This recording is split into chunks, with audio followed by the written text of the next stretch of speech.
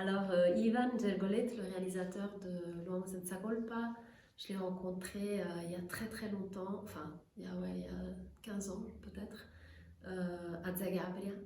Et puis on s'est re-rencontrés en Serbie et on a pris un avion ensemble pour retourner en Italie. Et en fait, il allait à Rome rencontrer mon père pour, euh, pour, pour que mon père joue le rôle du protagoniste dans son court-métrage qui a été l'inspiration pour ce film. Et donc on a pas mal discuté dans l'avion. Moi j'étais là pour présenter un autre film qui n'avait rien à voir. Et 15 ans après, enfin je sais pas, non, 10 ans après, bon, mon père est mort, le court-métrage s'était fait, c'était pas terrible en fait, j'ai pas aimé du tout. Ivan et mon père le savent, c'est pas un secret. Et Ivan m'a écrit sur Facebook pour me dire je sais pas si tu te souviens de moi, je me souviens pas du tout. J'ai travaillé avec ton père. Et en fait, le fait qu'il ait travaillé avec mon père m'a persuadée à le rencontrer quand même. Sans ça, j'aurais pas accepté sur Facebook, ce serait un peu bizarre. Et donc, on s'est rencontrés dans un bar et il m'a parlé de ce film qui m'a tout de suite touchée énormément. Il m'a envoyé un scénario et c'était il y a 6 ans, à peu près 6 7 ans. Donc, c'était une première version du scénar que j'ai adoré tout de suite. Et le personnage était vraiment. C'était un rêve de jouer ce rôle, enfin d'imaginer de pouvoir jouer ce rôle. Et à partir de là, on a commencé. Enfin, moi, j'ai tout de suite accepté sans savoir s'il y aurait une production, de l'argent pour faire le film. Ça m'intéressait pas du tout. C'était le rôle, le sens du film, la rigueur, l'engagement social et éthique surtout qu'il y avait dans l'histoire. Et après, bon, il y a eu plusieurs révisions du scénario et il a vraiment pris pas mal de temps à trouver l'argent pour réaliser le film parce que c'est un film difficile, c'est pas une comédie, c'est délicat, c'est compliqué, enfin, c'est un film dur.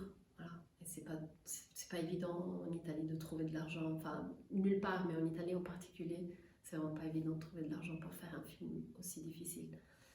Et bon, finalement, on a pu le faire avec très peu, mais avec beaucoup d'énergie.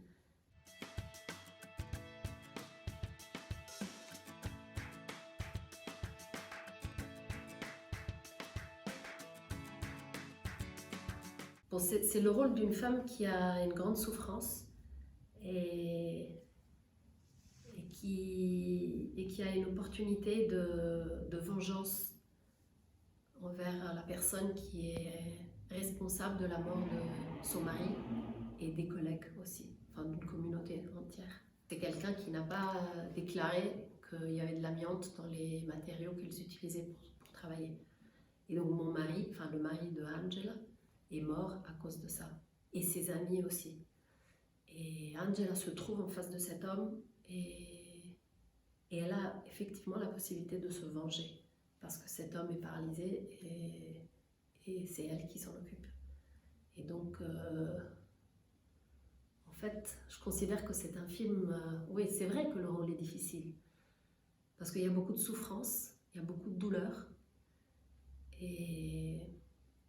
Mais aussi, il y a une opportunité de s'interroger sur ce qu'est la vengeance et comme interrogation ultime, où est la possibilité de la paix. Et je pense que c'est un film finalement sur la paix, sur la possibilité de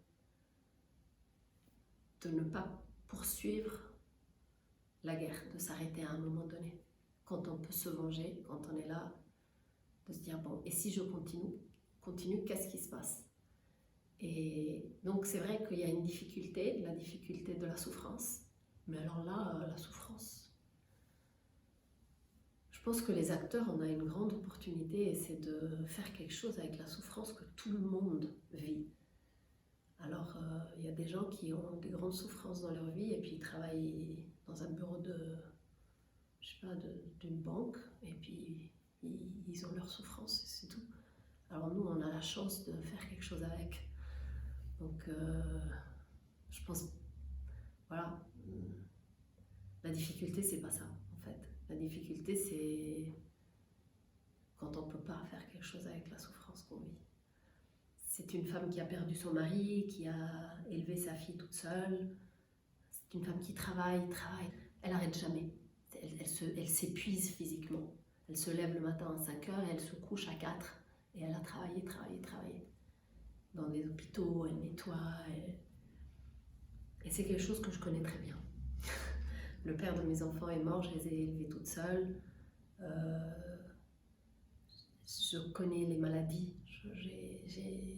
J'ai pas mal de morts en fait dans ma vie et de malades aussi, et d'enfants. Et de travail aussi. Et surtout quand j'étais plus jeune, j'ai vraiment fait beaucoup de travaux pour me payer les études de comédienne. Et même quand j'ai commencé à être comédienne, c'était pas toujours évident. Donc voilà, il y a des choses qu'on finalement tu dis ah ben là j'ai une opportunité pour faire ça. Et donc voilà, là c'est pas ça qui était difficile. Ce qui est difficile, c'est de soutenir tout ça, de le soutenir au niveau du cinéma, de l'industrie. C'est ça qui est difficile. Parce que l'industrie, elle voudrait que des films avec des belles réponses et des grands sourires. Et de dire que tout va bien, alors que tout va pas bien du tout. Voilà.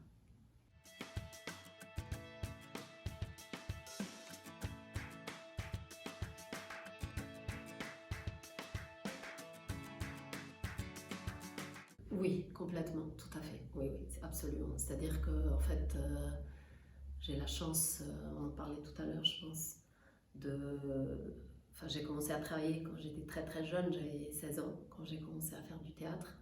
Là, j'ai 50 ans. Et finalement, je me suis acheté un appartement, donc je ne suis pas obligée de tout faire. Et je continue à vivre avec disons une vie pas trop chère, ce qui me permet de choisir les films que je fais.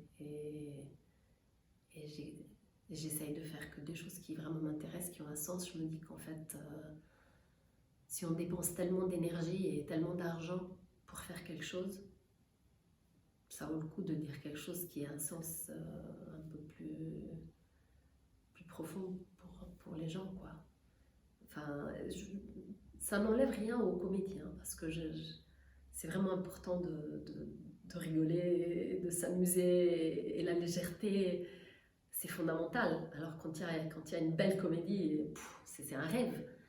Mais là, je parle plutôt on parlait tout à l'heure dans la voiture, on parlait de certaines séries un peu où on fait un peu semblant de dire des trucs, mais en fait, on ne les dit pas vraiment parce qu'on n'a pas vraiment le courage. Et ça n'intéresse pas du tout. Alors que là, c'était vraiment une opportunité de foncer dans des sujets qui ne sont pas seulement le thème de l'amiante. C'est-à-dire que l'amiante est en dessous. L'histoire s'élève à un niveau supérieur, entre guillemets. C'est-à-dire que c'est vraiment, ce que je disais tout à l'heure, c'est vraiment la possibilité de faire une réflexion sur ce qu'est la vengeance, la possibilité de pardonner, et aussi de se mettre dans la peau de l'autre.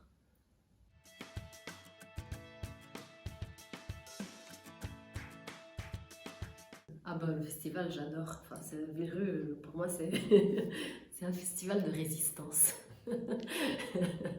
Et pour moi, c'est un miracle que ça existe encore. Je suis venue ici la première fois en 2005, je suis revenue en 2008, 2017. Me voilà encore. J'invite les festivaliers à y retourner et à le soutenir, parce que il n'y a pas tellement de réalités comme celle-ci qui survivent, et je pense que des réalités comme ça sont vraiment importantes.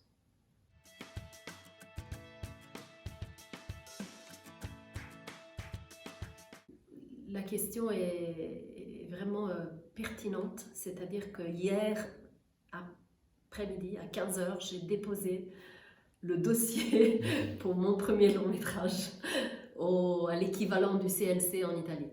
Et c'est une histoire qui se déroule dans les années 80. c'est en fait c'est un peu autobiographique. C'est l'histoire d'une fille de 15 ans et c'est une histoire qui décline différentes visions sur l'abus et, et disons l'apprentissage du consentement, on peut dire comme ça. Voilà. Et le titre est Margherita et on espère le tourner en 2025.